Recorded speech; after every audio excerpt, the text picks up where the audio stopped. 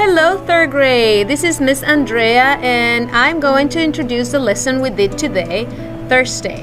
All right, so first things first, you are going to need a pencil, an eraser, a piece of white paper, and if you have them, colors. They're not mandatory, so if you don't have them, don't worry about it, okay? Today we're going to be exploring the element of line. And we are going to explore the element line using scribbles. We're going to read a story about scribbles, and then we are going to turn into scribbles, and finally you're going to build the story using yourself as a scribble. So first things first, let's look at Google Classroom. I want to show you quickly where we find classwork and where I usually will be posting. So you go to the classwork part, you know how to access this with Miss Maria or Miss Harry, and then you are going to go all the way down, like I said, south with visual arts with Miss Andrea. In here, I will be posting today's lesson, just in case if you missed it or you want to review it, or maybe you want to hear Miss Andrea tell the silly story of Scribbles. So let's begin. I'm going to start by reading a book. And the book is called I'm Not Just a Scribble by Diane Albert. And I know that all of us know how to do scribbles because great art starts with just a scribble. This is a story about Scribble, whose lines will hold, cross, and wiggle. Tiny loops will start him small. Bigger swirls will make him tall. He will be shades of green or baby blue, even crazy colors. He loved them too. Choosing bright colors make him feel free. He never knew which one he would be. Then one day, Scribble took a short walk where he found a house and stopped to talk. "Hello," said Scribble. "It's such a great day. I thought I'd come over and we could all play." The house never saw anything like Scribble before, but he was curious enough to find out a bit more. So even though he was grumpy and didn't want to play, he still managed to grunt. "What are you, anyway?" Scribble was confused and didn't know what to say.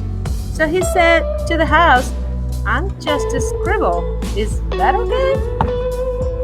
"It's not okay," said the house. "You don't look right. Your lines are straight and your colors are too bright." "The color is fun," Scribble said. "I can show you why. Just give me a chance. Please let me try." "No," said the house. "You cannot stay. You're nothing like me. Now go away." Hearing those words made Scribble so sad. A tear ran down his face. He felt really bad. "I won't be upset," he proclaimed that day. So he changed his colors and went on his way. He continued his walk and soon found the sun. Along with the clouds, they could all have some fun. But the sun saw him coming and told him to stop. "Your lines are too messy, and we don't have a mop." "Turn around, little Scribble," he went on to say. "Go back to your home. Please just go away." "But you're not being nice," Scribble shouted, quite mad. "The fact that I'm different doesn't make me so bad.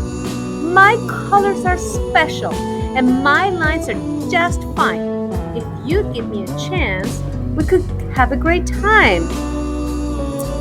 "Should we ask him to play?" they huddled to discuss. "It's fun with more friends. It's usually just us." And they were worried this wouldn't work out. Being mean to Scribble wasn't what they were about. Scribble was surprised when he saw the next day. All the drawings were there and they wanted to play. Even Rainbow showed up and he never came back.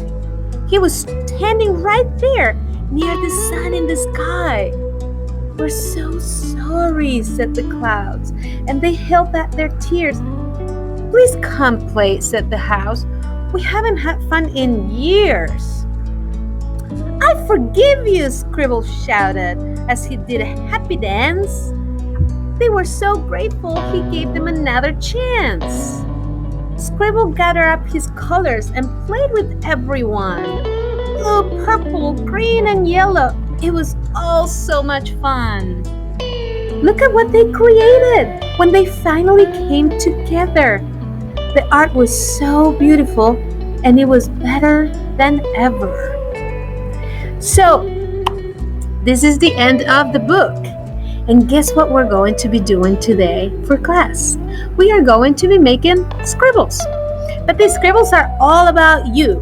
So if you were a scribble, how would you look like? You can try, and we did this in class, you can try to pretend to be a scribble and go all over the place and move around and just, pretend that you're like a scribble. Put your legs up, crisscross, anything. And after you finish with that, let's just think, if you were a scribble, what would you like to be? What would you be doing if you were a scribble? Who would you be with? Would you have a pet scribble? If you had a pet scribble, what would your pet scribble look like? If you had scribble friends, how would they be? What colors would you choose for yourself? What things can a scribble do? Can scribble go to school? Can a scribble plant a garden? Can a scribble swim? What will happen to the colors in the swimming pool if a scribble swims? Or what happens to the scribbles in the scribble? So just feel free to do anything you want. And let me show you my first scribble painted the rainbow. For some reason, I think if I was a scribble, I will be painting, and I kind of like that idea. And my other scribble is also painting a flower. And I chose to make a scribble with swirlies and some straight lines and lots of colors. So just pick a regular, basic, just piece of paper.